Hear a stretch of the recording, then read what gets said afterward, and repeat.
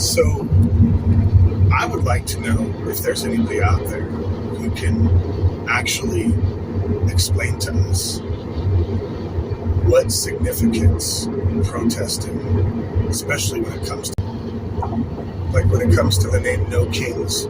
I'd like to know, what, I mean, so on the surface I get the idea, and I think my son does too, we live in a democratic republic. We have laws, we have rules that apply to everybody, whether you're in higher positions or, the regular everyday person. And I think kind of the core message of No Kings, if I'm not mistaken, is that everybody's accountable to the law. That's the whole idea behind a republic. And a king usually could do whatever they wanted to. And they, rule, and they don't have the checks and balances that a democratic republic like ours actually has. A body of men who've been democratically elected from amongst ourselves, not a ruling class.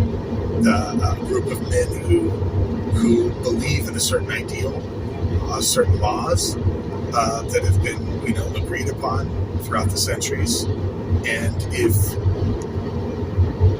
if they start going outside the boundaries of what those rules are, then we're supposed to have the checks and balances to make sure that it doesn't become any type of the bad ocracies that we talk about in history, whether it's oligarchy or plutocracy or what's the other one? Tyranny, yeah. Any of those things. So we're supposed to be able to believe in these institutions, and especially our young people. I have my son with me, my 13-year-old son, who, I don't know how much he believes in these institutions. He doesn't really like to talk about politics very much, but I think it's important for him to at least have the knowledge in case he ever does want to. And I want him to be able to believe in this country. I want him to be able to believe in the ideals. I want him to be able to see the difference of what the United States looks like versus other countries that do have kings or do have other types of political systems. Is the United States great?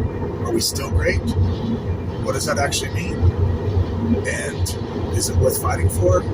Should we even care? I think these are important questions. So these are hopefully some of the things I can talk to people about today when we go to this No Kings protest. See if there's anybody there that's really knowledgeable. We can't seem to find any documentaries that really explain it too well. So if anybody out there can explain to us the significance, that'd be great.